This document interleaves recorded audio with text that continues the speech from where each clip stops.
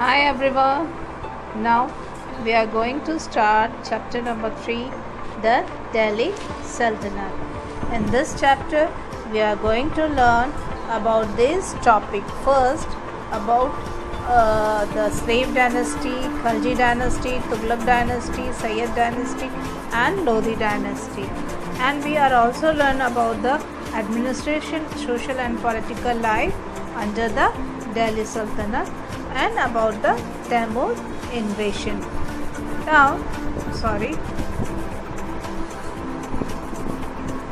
The Delhi Sultanate, here you can see that divided into 5 dynasty, that is slave dynasty, Khalji, Tughlaq, Sayyid and the Lodi dynasty. And what happened during this dynasties, what monuments are made and what administration rules has been adopted by the king, that we will see in this chapter. We can see here the Iltutmish ascend the throne in which year? That is 1210. Okay, and 1296 Alauddin Khalji ascend the throne. 1220 CE Ghiyasuddin founded the Tughlaq dynasty. Okay, when 1324 Muhammad bin Tughlaq ascended the throne. This is the timeline. With 1398 CE Taimur's invasions. With 1414 CE that's Khizr Khan founded the Sayyid dynasty, and then 1451 Bahlol Lodi founded the Lodi dynasty. So here is the some, not the whole kings description is given, some important kings and their rules is described over here. So here is the first, we can see that who is founded the slave dynasty, that is Qutbuddin Aibak. Who is founded Khalji dynasty, Jalaluddin Khalji, and Tughlaq dynasty is founded by Ghiyasuddin Tughlaq, and Sayyid dynasty is established by Khizr Khan, and Lodi dynasty is established by Bahlol Lodi, and we have to learn about the date also. ठीक है, तो हम जानते हैं कि जैसे कि पृथ्वीराज चौहान के साथ मोहम्मद गोरी की 2 बहुत ही निर्णायक लड़ाई हुई थी। उसमें से पहली जो बैटल थी तराई का, जो फर्स्ट बैटल था, उसमें मोहम्मद गोरी हार गया, लेकिन सेकंड बैटल में पृथ्वीराज चौहान को हार माननी पड़ी। हाँ, उसके बाद धीरे धीरे मोहम्मद गोरी ने इंडियन सब कॉन्टिनेंट के बहुत सारे पार्ट को जीत लिया, लेकिन उसका इरादा भारत में राज करने का नहीं था। इसलिए उसने अपने एक बहुत ही वफादार गवर्नर ऑफिशियल्स को, जो कि एक स्लेव था कुतुबुद्दीन ऐबक को, यहाँ पर इंडियन सब कॉन्टिनेंट में देख रेख के लिए छोड़कर चले गए। लेकिन 1206 में जब उनकी हत्या हो गई, Mohammad Ghori was murdered in 1206. He had no heir, so his generals declared themselves independent in different parts of the empire. उनके जो जनरल्स थे वो डिफरेंट पार्ट में अपने आप को इंडिपेंडेंट डिक्लेयर करने लगे. One of his general, Qutbuddin Aibak, assumed control of Muhammad Ghori's Indian possession and led the foundation of the Delhi Sultanate. तो उनका जो एक बहुत ही ऑफिशियल जो था, बहुत ही वफादार ऑफिशियल जनरल्स था कुतुबुद्दीन ऐबक, जिसने 1206 में मोहम्मद गोरी के हत्या के बाद, मर्डर के बाद, अपने जो इंडियन पोजीशन था उसने उसको फाउंडेशन डाली दिल्ली सल्तनत का। उसने अपने आप को इंडिपेंडेंट घोषित कर दिया और फाउंडेशन डाली दिल्ली सल्तनत की। अब दिल्ली सल्तनत में धीरे धीरे वी कैन से दैट कि ये जो दिल्ली सल्तनत का पीरियड था वो 1206 से लेकर 1526 तक का था। इस पीरियड का जो काल है वो हम कहते हैं उसको दिल्ली सल्तनत, because the ruler of this period were known as sultan. They rule from their capital city Delhi.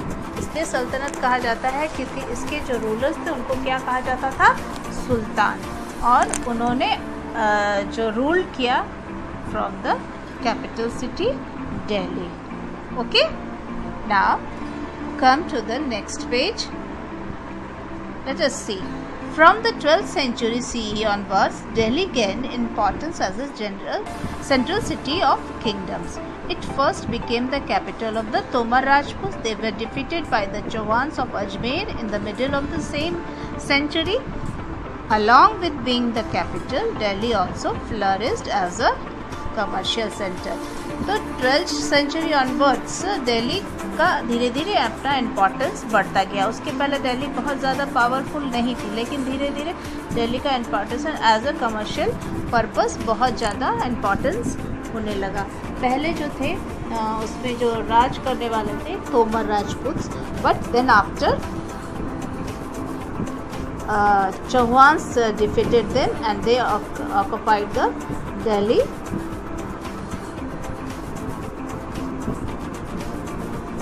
And after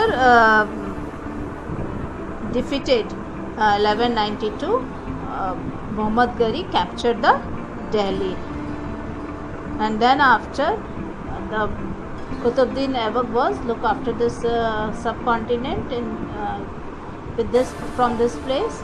But after 1206, after killed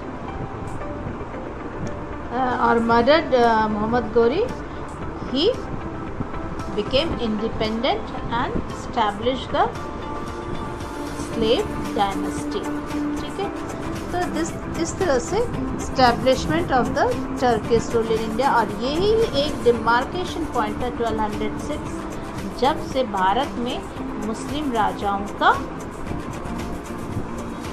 rule start हुआ। अंडरस्टूड? तो यहाँ पर भी मुस्लिम राजाओं ने 300 इयर्स रूल किया, वो भी 1206 से लेकर 1526।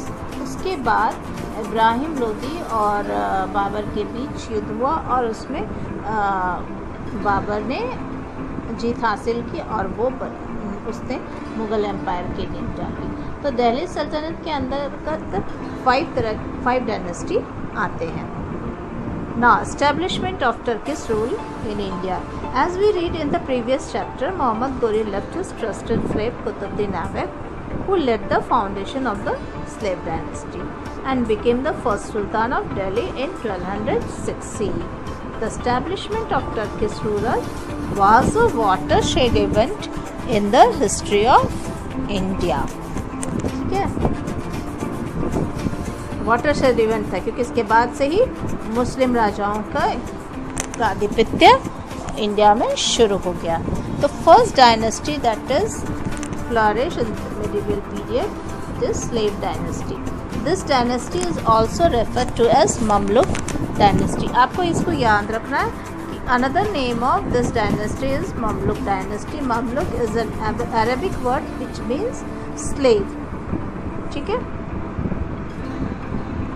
Now, Qutbuddin Aibak. Who is Qutbuddin Aibak? Who established the slave dynasty, and his reign period was 1206 to 1210 CE. Qutbuddin Aibak established the Sultanate in Afghanistan and the northern part of Indian subcontinent, which came to be known as Delhi Sultanate. ठीक है, तो establish the सल्तनत इन अफगानिस्तान में भी उसने अपना establish किया और कुछ नॉर्दर्न पार्ट ऑफ इंडिया, और उसको क्या नाम से जाना लगा, दिल्ली सल्तनत। He constructed the Quwwatul Islam mosque in Delhi and Adhai Din Ka Jhonpra in Ajmer. ये उनके स्ट्रक्चर थे that is constructed by Qutubuddin Aibak, बहुत ही फेमस है। He died in accident in 1210.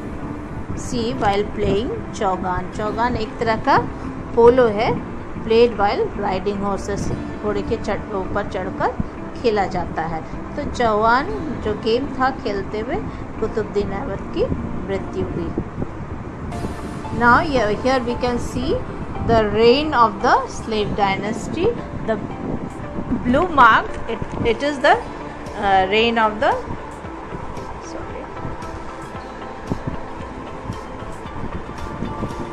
this blue mark is the reign of the slave dynasty. You can see over here. ठीक है, तो देखो अब कहाँ से कहाँ तक उनका था। Qutubuddin Aibak initiated the construction of the Qutub Minar but was unable to complete it. और इन्होंने एक और भी बड़ा काम किया था जो कुतुब मीनार आज के समय में हम लोग देखते हैं, that is initiated by Qutubuddin Aibak but it was completed by Iltutmish. Now the reign of the Iltutmish. Iltutmish reign was 1210 to 1236 CE. Historians consider Iltutmish Qutbuddin Aibak's son-in-law, उनका दामाद था, as the real consolidator of Turkish conquest in North India.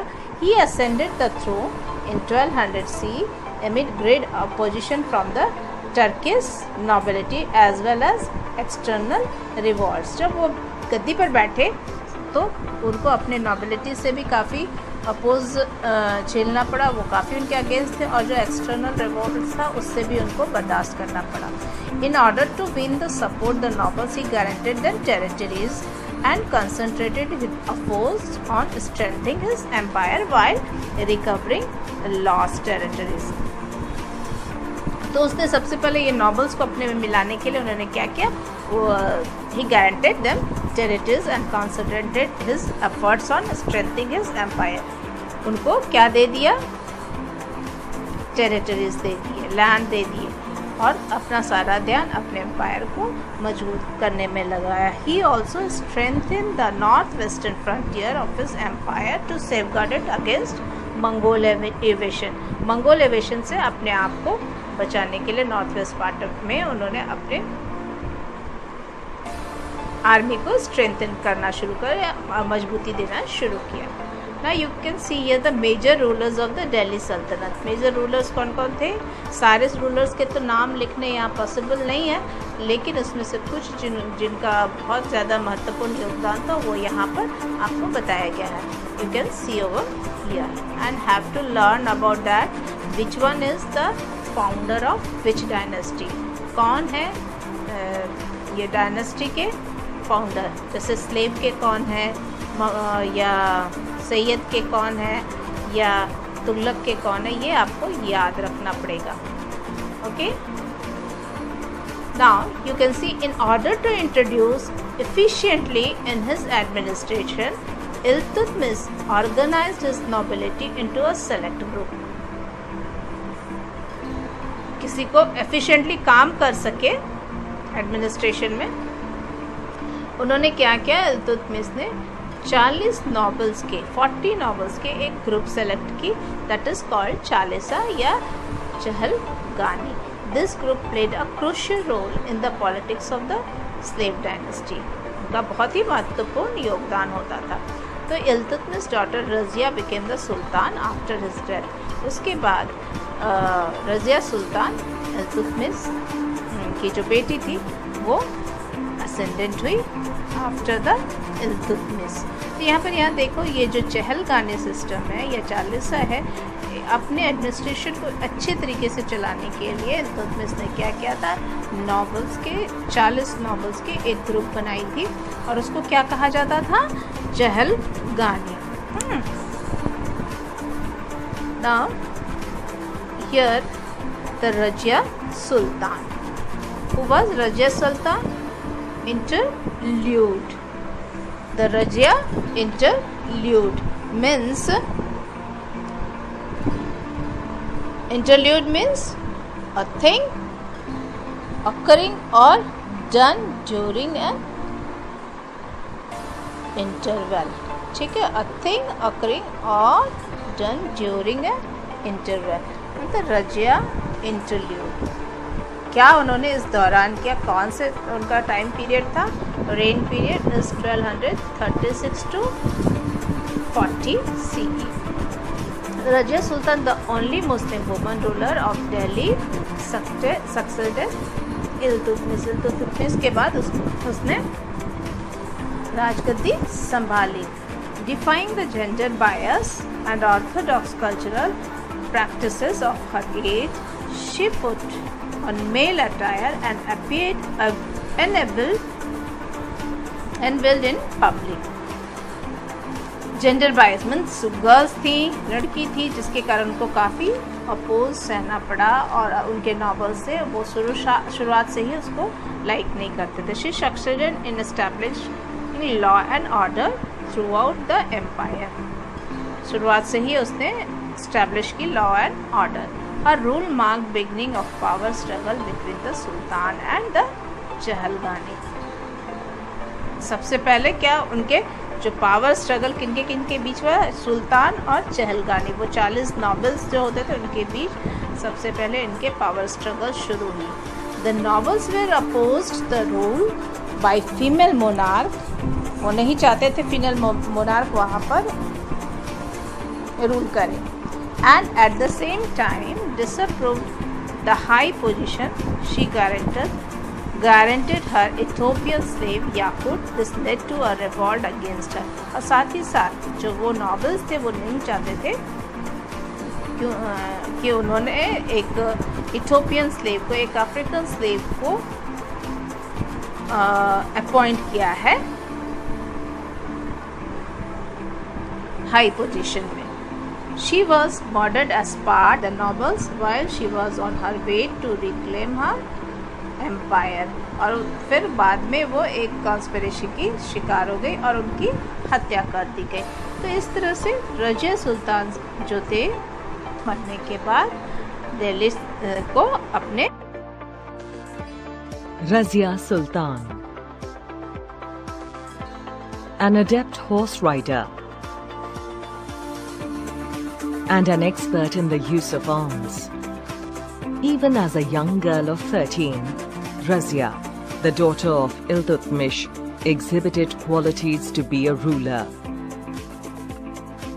Iltutmish was convinced that Razia was a better contender for the throne than her brothers. He designated her as his successor. However, after Iltutmish's death, the nobles placed Ruknuddin Firuz Shah, Razia's brother, on the throne. Ruknuddin turned out to be an inefficient ruler and was soon assassinated. Razia was crowned as the Sultan. With the support of the public, as well as the approval of the nobles. Sultan Jalalatuddin Razia, whom we know as Razia Sultan, was a fair and just ruler. She established schools, libraries, and centers for research. However, Razia's decision to abolish jizya, attacks on non-Muslims, and the appointment of Jamaluddin Yakut, a person of African descent, to a high office, made the nobles turn against her. Razia was overthrown, and her brother Muizuddin Behram Shah usurped the throne. In the short span of her rule, Sultan Jalalatuddin Razia, the only female ruler in the Delhi Sultanate, left an indelible mark in the annals of history. Now, next we can see here, just afterwards we will see who came into the reign 1236 to 40. Razia was ruled in Delhi Sultanate, and then Nasruddin Muhammad and Ghayasuddin Balban. Nasruddin Muhammad came, that ruled in slave dynasty, 1246 to 66 CE and Ghiyasuddin Balban 1266 to 87 CE, 1287 CE. But before explaining about the Ghiyasuddin Balban, I would like to show you an animation film on Rajia Sultan. Okay, let us see.